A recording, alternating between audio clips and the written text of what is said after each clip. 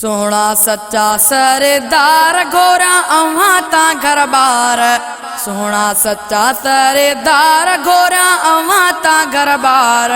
मुंजा मिठा मन ठार वयो अर्श ते, जिते रख्या अवां पेर उते पुजे बियो केरो।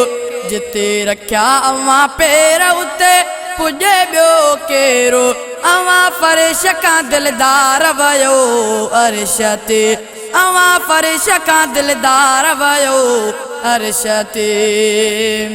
ओ दबन साज बे रील अवां के निंड मजा जागायो। निंड मजा जागायो, निंड मजा जाग चयाई रब्बा मां के घुरायो। रब्बा मां के घुरायो, मथे अवां जोआ शान कया शान शा बयानो। मथे अवां जोआ शान कया शान चा बयानो। सारी दुनिया जा सिंगार वयो अर्श ते, सोना सच्चा सरदार घोरावां ता घर बार। मुंजा मिठड़ा मन ठार वयो अर्श ते। बैत मुक़द्दस मंज अवां जी की जो सा रसाए। की जो सा रसाए, सभिनी नबियन जी पोइ इमामत सोना अवां कराई। साईं अवां कराई, आयो अवां इमाम लखे अवां ते सलाम।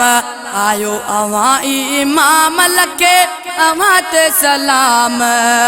पीरी प्यारा पगीदार वयो अर्श ते, सोना सच्चा सरदार घोरावां ता घर बार। मुंजा मिठड़ा मन ठार वयो अर्श ते, जिते रख्या अवां पेर उते पुजे बियो केरो। अवां फर्श का दिलदार वयो अर्श ते। हलंदे हलंदे रुकजी वयो जिबरील बे मुंजा दिलबर। जिबरील बे मुंजा दिलबर।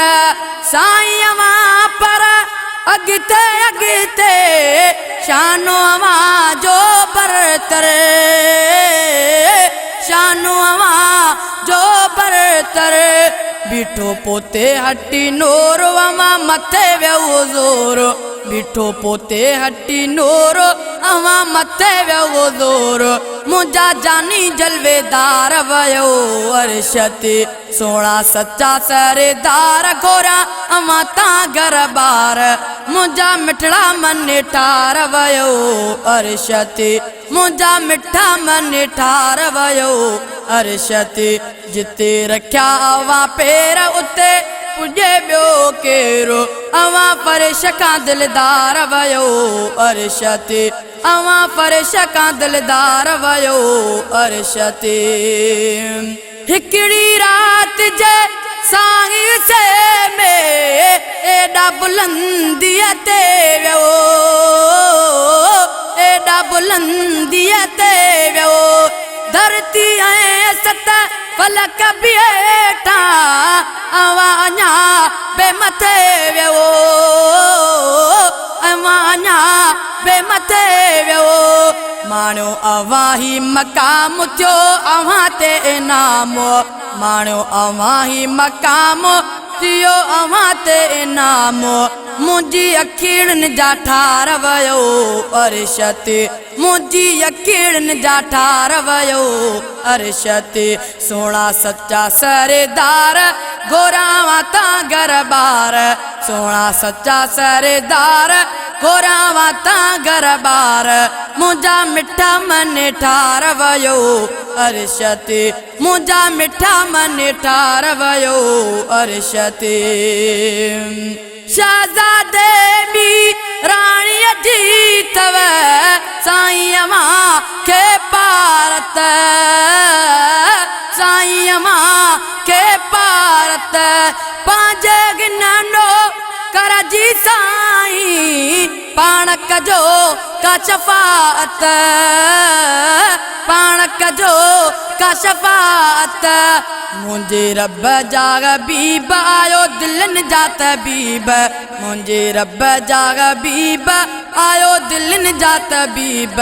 मुंहिंजो अवां सां प्यारो वयो अर्श ते, मुंहिंजो अवां सां प्यारो वयो अर्श ते।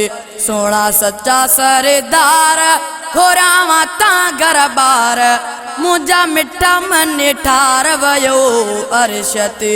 जिते रखिया अवां पैर उते पुॼे ॿियो केरो, अवां फर्श खां दिलदार वयो अर्श ते, अवां फर्श खां दिलदार वयो अर्श ते।